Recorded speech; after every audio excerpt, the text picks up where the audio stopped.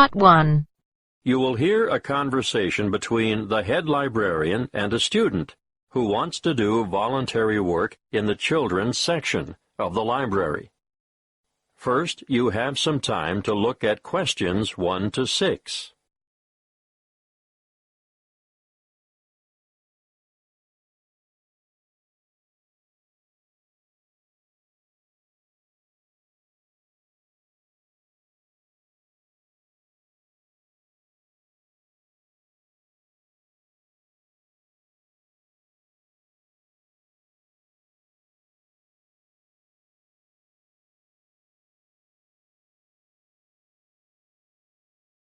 Listen carefully and answer questions 1 to 6.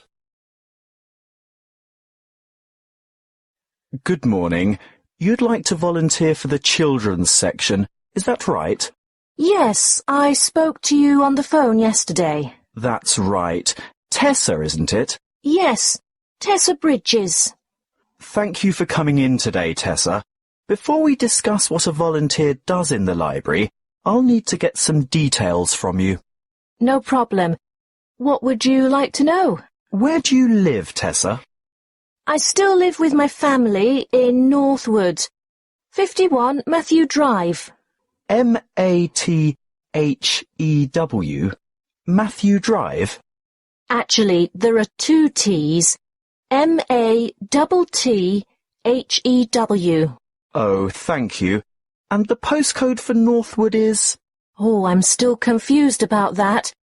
It used to be 2614, which of course I still remember, but the post office has recently changed it to 4126. So, 4126. Now, you're a university student, aren't you? Not exactly. I go to Northwood Polytechnic. I'm in my final year. In your final year. So what are you studying? I mean your main subject. Oh, I'm majoring in creative writing. And are you enjoying that? Very much so. I love it. When I graduate, I want to write children's books. That's great. Now, I can see why you're keen to volunteer at the library. We're always grateful for the extra help, but I still have to ask you some more questions about your previous experience. That's fine. But I haven't had a full-time paid job yet. Not to worry. Part-time work or voluntary work gives you the experience most employers are looking for. Well, to start with, when I was 16, I had a babysitting job. And who did you work for? Oh, just family friends. How long did you babysit for family friends? Oh, about 2 years, on and off. After those 2 years were up, what did you do then? Well, I was still working as a babysitter on the occasional evening and weekend when I became a peer tutor at school. I did that for 1 year, my last year at senior high. And what does being a peer tutor involve? Mostly, it means staying behind after school 1 or 2 afternoons a week to help fellow students in the subject that they're having difficulty with. And what subject did you tutor in? English, actually. I see. Do you have any other experience? I worked at the Ace Sports Academy as a tennis coach, but that was only for about 12 weeks over the summer before I enrolled at the Polytechnic. So you're good at sports? Not everything, just tennis. And are you currently working? Yes, well, unpaid work, that is. I'm a volunteer at the local hospital, where I visit sick children who would otherwise not have any visitors. Well, it certainly seems as if you like children. Yes, I do. Before you hear the rest of the conversation, you have some time to look at questions 7 to 10.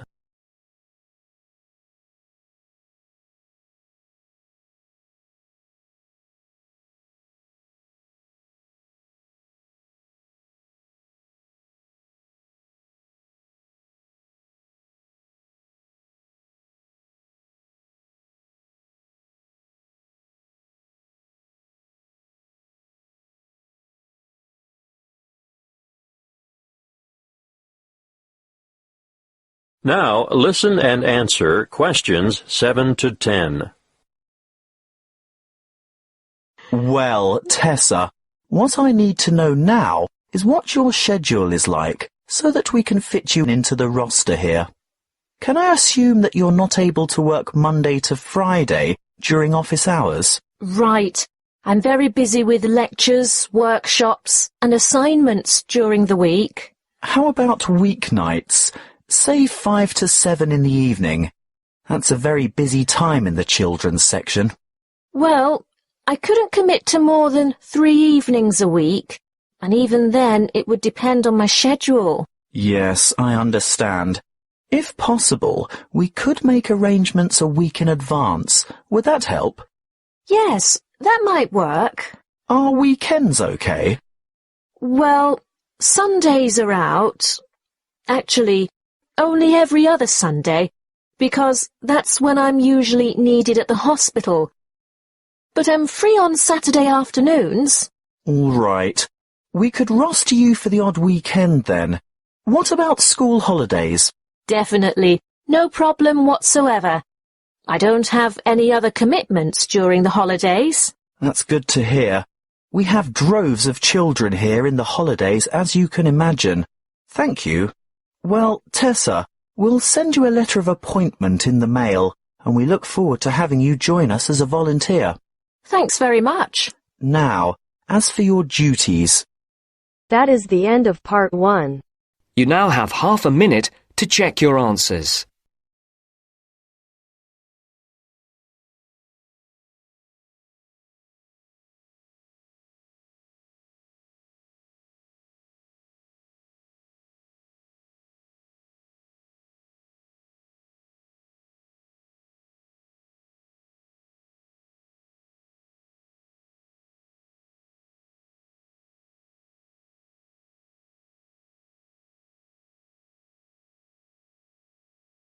Now turns to part 2. Part 2. You will hear a radio advertisement for a health program. First, you have some time to look at questions 11 to 17.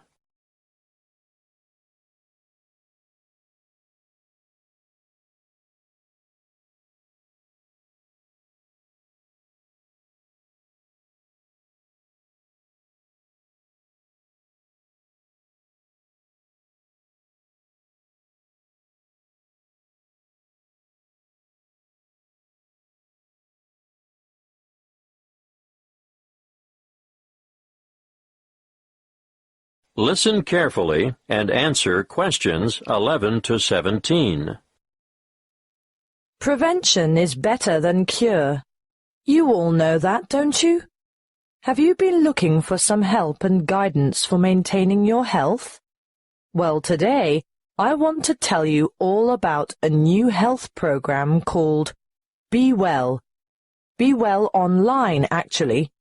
This is an interactive website packed with resources to assist you in achieving your health goals. On this website, you'll find up-to-date health information you can trust. It has a register which includes a quick online check to assess your health and keep track of your progress. What do you want to do? Lose weight? Give up smoking? Manage your blood glucose levels or just improve your overall fitness? Use the simple online assessment tool and receive a personalized report on your current state of health. This is what we call your wellness register. After you've completed this, you'll be ready to move on. Now, the Active Health Agenda is where our team of experts has created a series of interactive 8-week programs for some of the most common health goals. These are aimed at differing ages and lifestyles and include healthy eating and workout plans, plans for losing weight, stress management, longevity, or how to age gracefully by maintaining your health, and express workouts for those of you who never have enough time. If you join up to Be Well Online, you'll not only be able to use a whole suite of interactive tools and calculators, but you'll also have unlimited access to an extensive library of health articles, delicious, simple recipes, and illustrated exercise descriptions. Let's look first at the active sport component. This gives you individual attention. In fact, it's a virtual personal trainer. Sports science and fitness experts have developed programs that will enable you to take on a specific sporting challenge or fitness goal adapted to your particular ambition and skill level. Detailed daily warm-ups and workout plans and weekly training schedules will help you prepare for any upcoming event of your choice. Marathons, triathlons, open water swims, cycling, or fun runs are just some of the events you could enter with confidence when you've completed an active sport program. Be Well Online also features an active care project. This caters for individuals who want to address specific health needs. The 4 courses in most demand are Stop Smoking, which will give you strategies, email support, and reliable tools and resources to help you quit smoking forever. Then there is Glucose Management, a self-care program designed for people with high blood sugar, which will help you manage your condition and improve your overall health. Obviously, heart health has a large following. It's basically all about lifestyle modification, where you will take a course of action with the aim of improving your cardiovascular health. Those of you who suffer from neck and/or back pain will benefit from the Back Care program, but we're talking about minor troubles here. Anything major should be attended to by a qualified physician in person. So, what are you waiting for? Register today at bewellforlife.com. Before you hear the rest of the talk, you have some time to look at questions 18 to 20.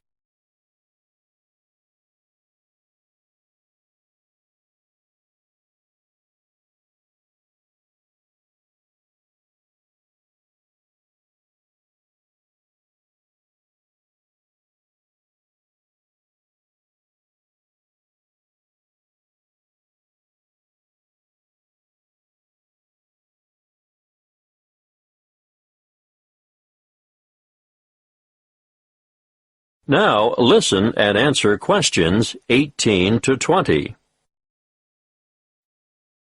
Okay, I can hear some of you saying that you don't have enough willpower to go through with our online program.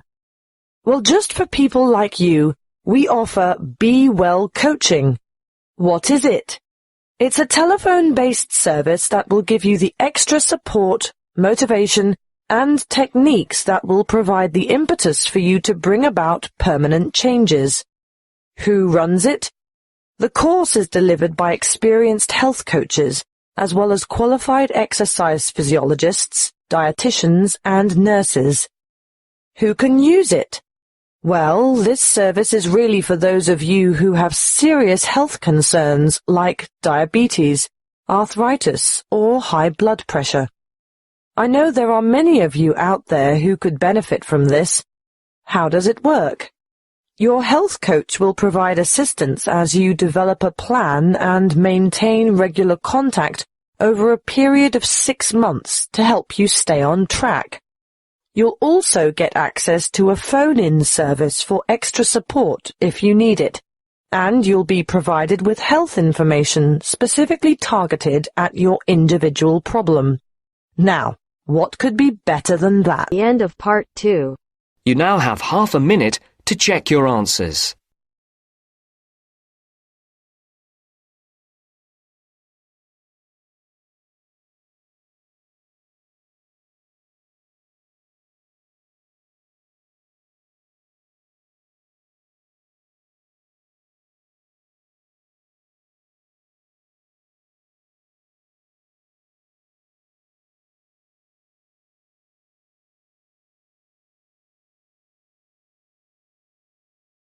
Now turns to part 3. Part 3. You will hear a conversation between two senior students who have to organize a competition for the University Open Day. First, you have some time to look at questions 21 to 27.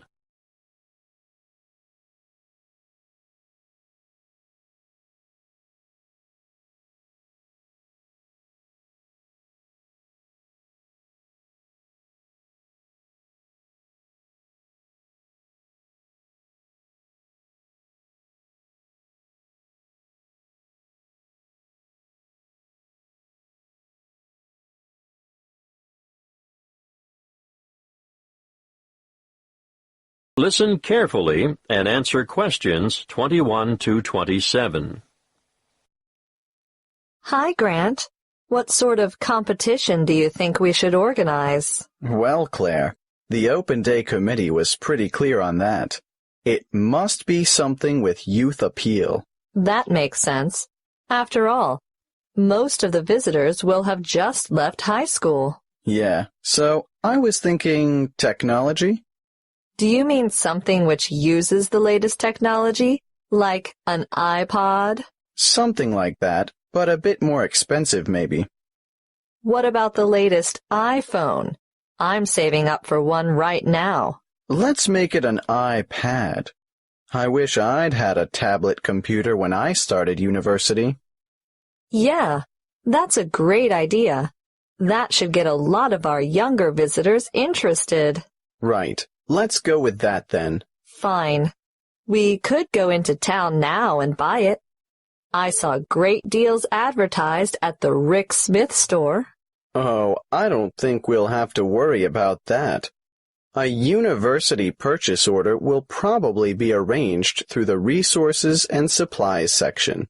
Well, that's settled then. What about the competition?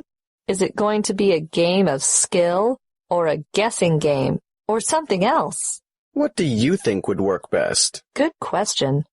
I don't think it should be anything too hard or anything that will make the visitors look silly. Some of them have such fragile egos. True. So something that anyone can do. Nothing competitive, no skill or intelligence involved. That's right. But the main thing is that the contestants have a lot of fun. How do we do that? Well, I was thinking of a popular TV series, science fiction or science fantasy. I don't actually know the difference. Go on. It's a series where in every episode the main characters step through a portal into another world or another era. What's a portal? It's like a gateway or entrance to something. Okay, I get it. They'll be stepping into the new world of tertiary learning. So somehow we encourage people to step through this portal. Then what? They get their photo taken. Is that all? Not exactly. Let me think. I can't see how that's a competition, unless we pick the best photograph. But there's not much excitement or involvement in that for the participants. Wait. We don't decide on the winner. I mean, no one person does. We get them, the public, to do it. How? Put all the photos on Facebook, and the one with the most votes wins. I agree. Good idea. But there's just one more thing I'm not clear about. How do we get hold of a portal? I was thinking graduates of the engineering department could construct it as part of their contribution to Open Day. Before you hear the rest of the conversation, you have some time to look at questions 28 to 30.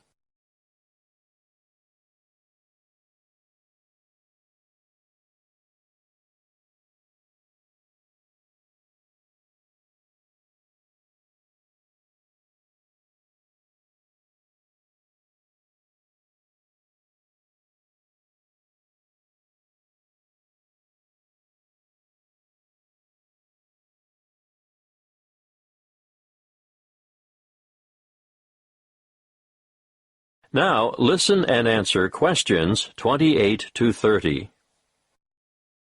How do visitors enter the competition on Open Day?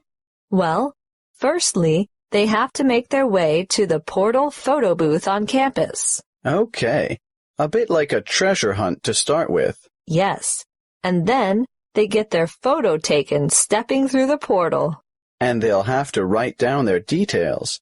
You know, name, phone number, email. No, hang on. Let's keep it simple. Just name and email address should do. Then after, say, the 30th of July, people can visit the university Facebook page and vote for their favorite photo. So the photo with the most votes wins. Yes, I think that should generate quite a bit of interest. What about a cutoff date? Of course, maybe, the most popular photo as of 5 p.m. on the 10th of August will collect the iPad. And the winner will be notified by email. And the winning photo will be enlarged and published in full color on the university Facebook page. That is the end of part 3. You now have half a minute to check your answers.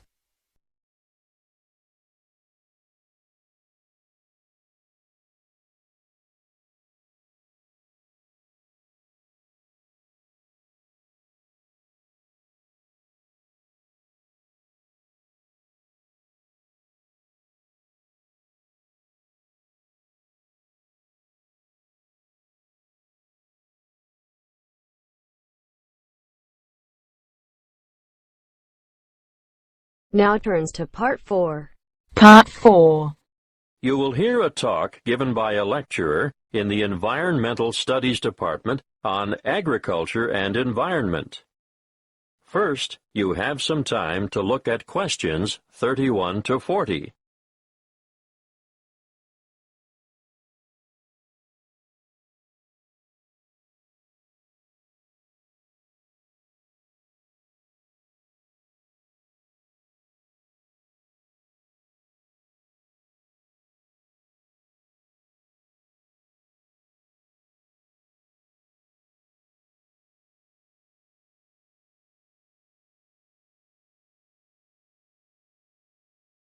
Listen carefully and answer questions 31 to 40. Welcome to this lecture on agriculture and the environment. I hope it is enough to make some of you decide on a career in the field of agricultural science. As you all know, food is a basic human need, and producing enough of it is the single greatest challenge facing the modern world. Developing nations have rapidly expanding populations, so agriculture should be central to any development agenda for those countries. What's more, 75% of people in the developing world are dependent, directly or indirectly, on agriculture for their livelihood. And for many low-income countries, it's the most important sector of the economy, accounting for 50% of GDP, and sometimes it's the primary, if not only, source of foreign currency. Now, of course, when I talk about agriculture, I am using the term to encompass more than just growing food crops. Of course, livestock farming, fishing, and forestry are included. In order to combat wide-scale food shortages, agricultural research programs are underway in many areas. Using science is one way to increase productivity. But, a word of warning, agriculture must also be sustainable. Let's look at approaches that are not sustainable. Firstly, overgrazing and intensive cropping are two ancient but destructive practices that lead to loss of soil fertility. Secondly, the modern idea of liberal application of chemical pesticides and herbicides has had disastrous consequences for the health of the land, ranging from the pollution of water sources to the destruction of wildlife. These practices have ignored the mechanisms that sustain ecological communities. Ignorance has led to the destruction of the very biodiversity that is essential for sustainable food production. However, introducing new agricultural techniques, especially things like genetic engineering, can be difficult because many people remain suspicious of the fact that plants have had their genetic material modified by scientists. Biotechnology has also led to the dubious practice of bioprospecting, or, as some prefer to call it, biopiracy. Foreign multinational companies have been accused of illegally obtaining samples of indigenous plants of other countries in order to get their hands on genetic material to improve the quality or yield of their own crops. We must put aside the controversy surrounding the field of agricultural biotechnology in order to concentrate on the biggest threat to food production on this planet, which is, yes, climate change. The effects of global warming so far have been to shrink the food supply, thereby pushing up prices and making even the most basic necessities unaffordable. As I see it, the international community must address this and other challenges to agricultural production with urgency. Concrete scientific and technological achievements need to be presented for farmers to evaluate and learn to use, but, apart from that, governments need to address the complex issues of policy development if the world's hungry are to be fed. Environmental policies need to be put in place to protect ecosystems and correct soil degradation where possible. Countries cannot continue to exploit natural resources whilst ignoring the consequences. In fact, I'd like to see teams of agriculture and environment experts making up a global network which would monitor the world's farming systems. Different farming systems should be studied not only with a view to analyzing the environmental effects, but the social and economic effects as well. The studies would be carried out with a view to stemming pollution and erosion and promoting safe, cost-effective practices that will guarantee a secure food supply in the future. Monitoring sites would need to be set up all across the world and data collected in a systematic way. Of course, building the online infrastructure for such a project would cost millions of dollars, and there would be ongoing costs involved with the monitoring system. But the information gathered would go a long way towards solving the problem of feeding the masses and ensuring millions of people don't face a hungry future. That is the end of part 4. You now have half a minute to check your answers.